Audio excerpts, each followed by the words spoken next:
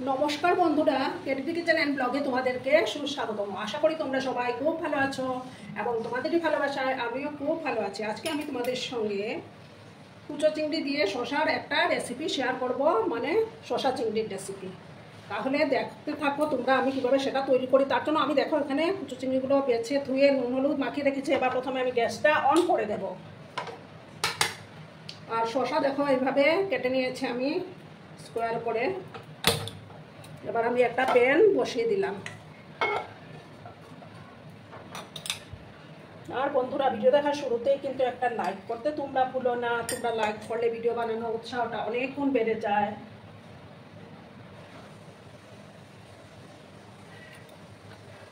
এবার আমি তেলটা দিয়ে দিলাম। তেলটা দিয়ে ভালো করে তেলটাকে গরম করে নেব।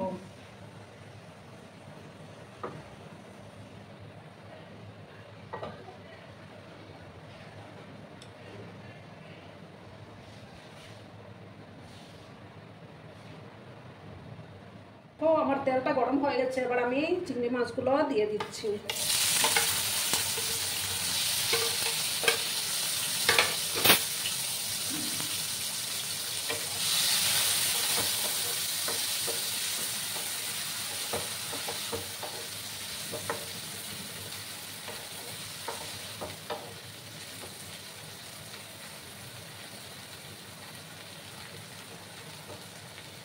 হালকা করে আমি চিংড়ি মাছগুলোকে একটু ভেজে নেব। আর পুরনো বন্ধুরা তো আমার পাশে থেকে আমাকে সর্বক্ষণ সাপোর্ট করে যাচ্ছে। যেসব নতুন বন্ধুরা আজকে ফার্স্ট টাইম আমার চ্যানেলে ভিজিট করছে তারা অতি অবশ্যই পাশে থাকা বেল আইকনটি প্রেস করে রেখে দিও, যাতে করে আমার ভিডিও ছাড়ার সাথে সাথে নোটিফিকেশন তোমাদের কাছে পৌঁছে যায়। একটু ভেজে নিচ্ছি আমি। তোমরা কিন্তু বন্ধুরা ভিডিওটা একদম স্কিপ করো না, সম্পূর্ণ দেখার অনুরোধ রইল।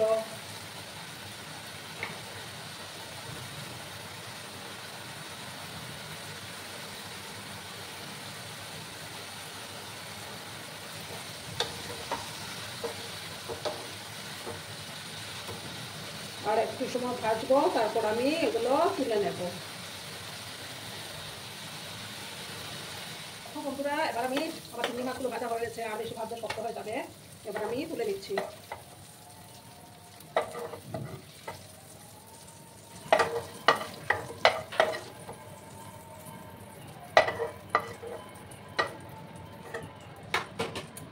এবার আমি প্যানের মধ্যে আরেকটু তেল দেবো।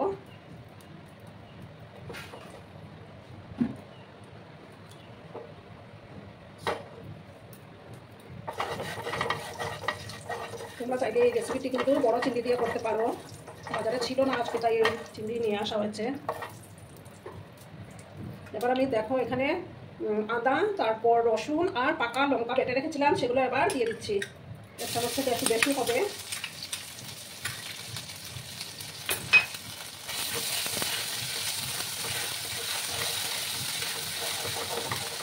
ভালো করে আমি একটু ভাজবো।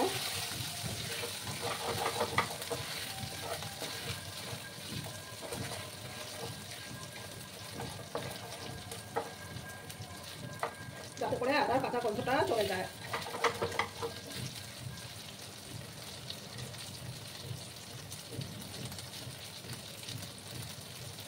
আর এদিকে দেখো দুটো মিডিয়াম সাইজের পেঁয়াজ কেটে রেখেছিলাম, সেই পেঁয়াজটা দিয়ে দিলাম। একসঙ্গে ভাজা হতে থাকবে।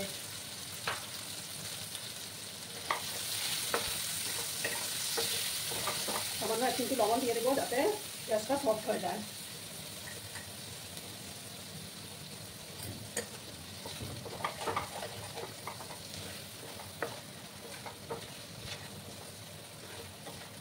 চিংড়ি মাছের তো আমরা অনেক রকম রেসিপি খেয়ে থাকি। একবার এইভাবে বানিয়ে খেয়ে দেখবে, দারুণ লাগে খেতে।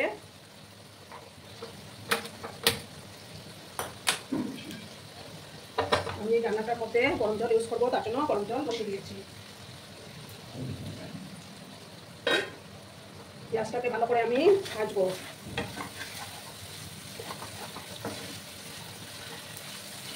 একটু ভালো করে পেঁয়াজগুলোকে ভেজে নিতে হবে।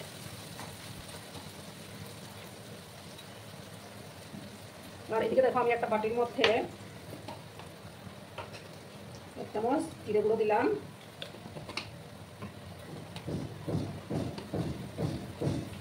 হাফ চামচ ধনে গুঁড়ো দিলাম,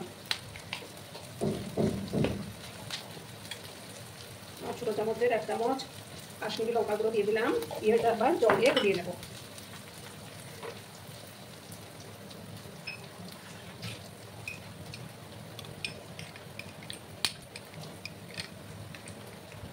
আর এদিকে আমার পেঁয়াজটা ভাজা হতে থাক। দেখো মশলা পেস্টটা আমি বানিয়ে নিয়েছি, আর একটু লাল লাল করে আমি পেঁয়াজগুলোকে ভাজবো।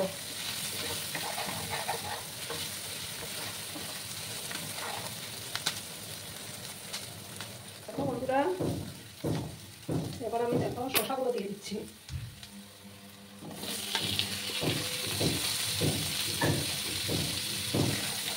দিয়ে একসাথে মিক্স করে নেব। আবার হলুদের গুঁড়োটা পরিমাণ মতো দিয়ে দিচ্ছি আমি।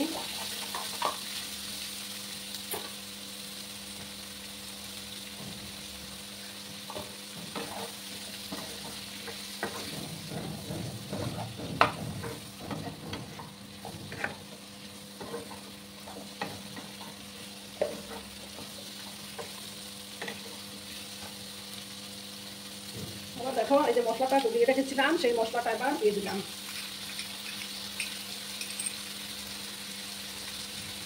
দিয়ে ভালো করে আমি মশলাটাকে কষিয়ে নেব।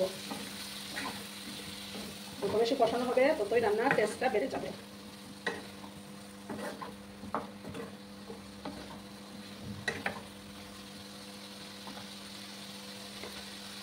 দেখো 4-5টা কাঁচা লঙ্কা আমি দিয়ে দিলাম, চেরা কাঁচা লঙ্কাগুলো দিয়ে দিলাম।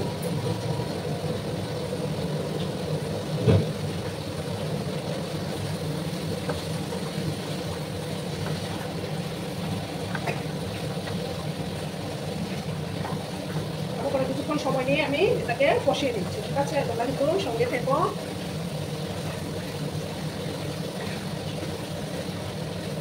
ঝালটা তোমরা তোমাদের প্রয়োজন অনুসারে দেবে। দেখো বন্ধুরা, এবার আমি পরিমাণ মতো লবণটা অ্যাড করে দিচ্ছি।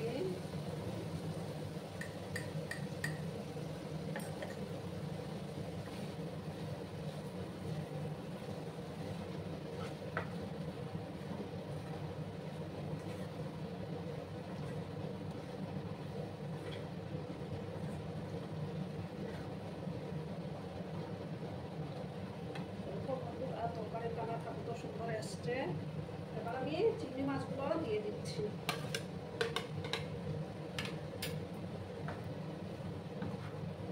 দিয়ে ভালো করে মিক্স করে নেব।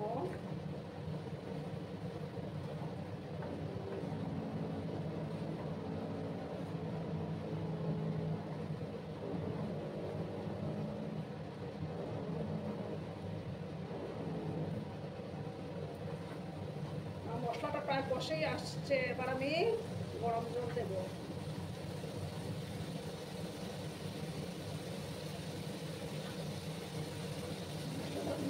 মশলাটা থেকে তেল ছাড়তে শুরু করেছে, এবার আমি গরম জল দিয়ে দেব।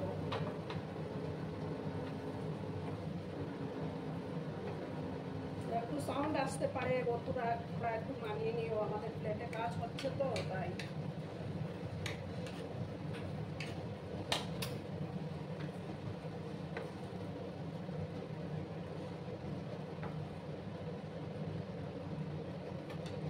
সামান্য আর একটু জল দেব।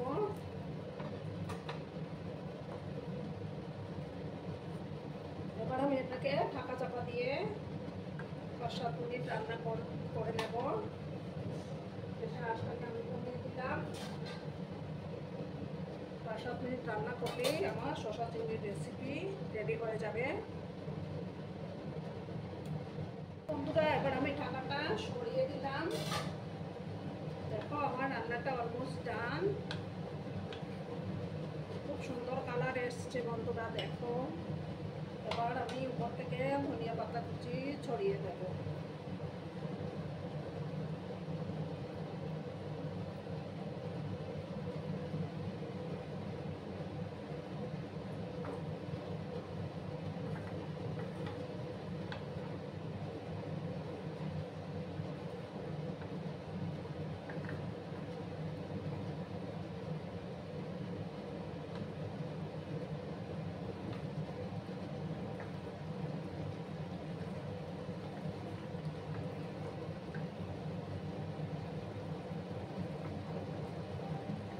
দেখো আমি গ্যাসটা অফ করে দিচ্ছি, অফ করে তারপর আমি সার্ভ করে দেব। বন্ধুরা আমি সার্ভ করে দিয়েছি, কেমন হয়েছে অবশ্যই কমেন্ট করে বলো। কিন্তু তোমাদের এই কমেন্টগুলো পড়তে আমার কিন্তু দারুণ লাগে। আর এতক্ষণ ধরে আমার ভিডিওটার সাথেও পাশে থেকে আমাকে এতটা ভালোবাসা দেওয়ার জন্য তোমাদেরকে আবারও জানাই অনেক অনেক ভালোবাসা এবং অনেক অনেক ধন্যবাদ। ততক্ষণে তোমরা সবাই খুব ভালো থেকো, সুস্থ থেকো, আনন্দে থেকো। আর আমার ভিডিওটার কোনো অংশও যদি তোমাদের একটুও ভালো লাগে তাহলে অবশ্যই তোমাদের প্রিয়জনদের মাঝে শেয়ার করে দেওয়ার অনুরোধ রইল। ধন্যবাদ।